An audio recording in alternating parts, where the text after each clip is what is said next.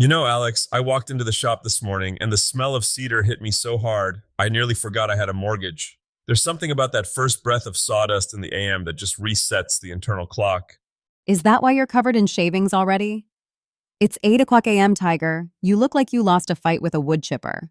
Well, I was chasing a vision, as they say. Though usually my visions involve a lot more sanding than I initially planned for. Welcome back to the den, everybody. It's Thursday, May 28th, 2026. We've got a lot to chew on today, from 3D printers that move faster than my first truck, to why your kid might want to trade a dorm room for a tool belt. And we're also talking about the Instagram purge of 2026. If you've been shouting into the void on social media, we're going to explain why the void has started shouting back. But first, let's talk about this high-speed filament revolution. You've been tinkering with the new PETG, haven't you? I have. And look, I'm an old school guy. I like things that take time. I like slow cooked brisket and slow cured finish. But this new high speed PETG, it's like someone finally taught the tortoise how to sprint. Used to be, if you tried to push PETG too fast, the layers would they'd quit on you. They wouldn't bond. You'd end up with a structural integrity reminiscent of wet cardboard. Which I believe was the exact description of that shatterproof bracket you printed last month. We don't talk about the bracket incident of April that's sealed under a non-disclosure agreement with my own ego. But seriously, these new formulations, they figured out the chemistry to make the plastic flow and grab instantly. It means I can print a food-safe housing or a shop jig in 2 hours that used to take 6. It's the sweet spot.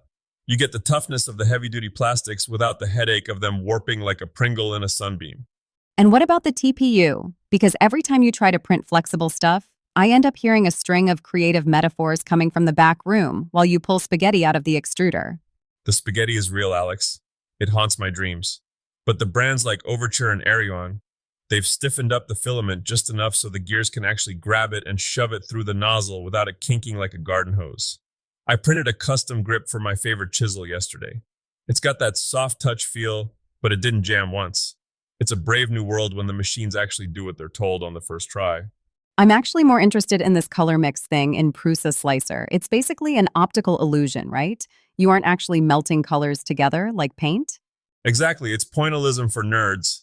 It dabs little bits of different colors in a pattern that tricks your eye into seeing a third color.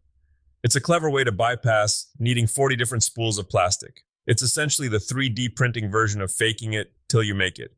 And frankly, I've built a whole career on that philosophy. Speaking of careers, let's pivot. We're seeing some wild numbers coming out this year regarding the trades. Construction Dive is saying entry-level trade wages are up 30%. 30. It's a massive market correction, Alex.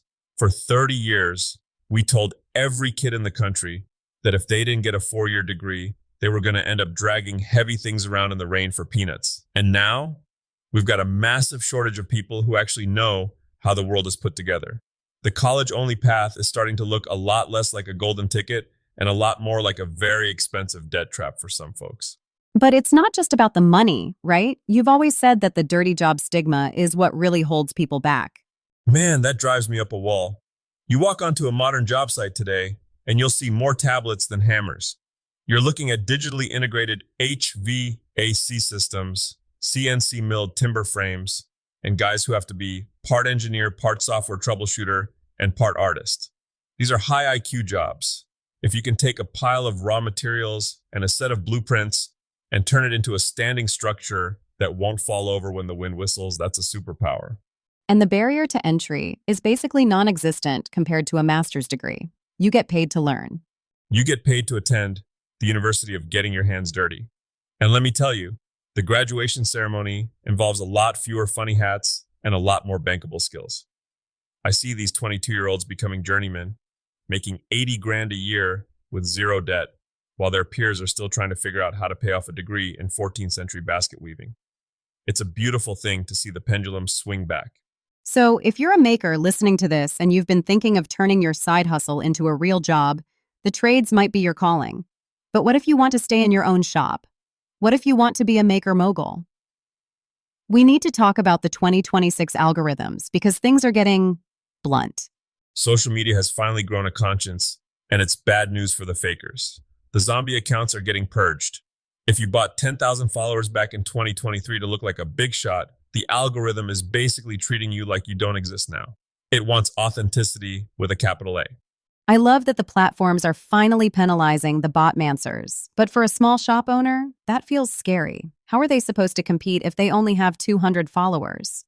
By realizing that those 200 people are human beings, not just a number on a dashboard, I'd rather have 10 followers who actually want to buy a $500 end grain cutting board than 10,000 followers who just want to watch a video of me pouring epoxy because it looks like forbidden jelly. Forbidden jelly, I'm using that. But seriously, Tiger, you've hit a wall with this before. You tried the boost post button once and it was a disaster.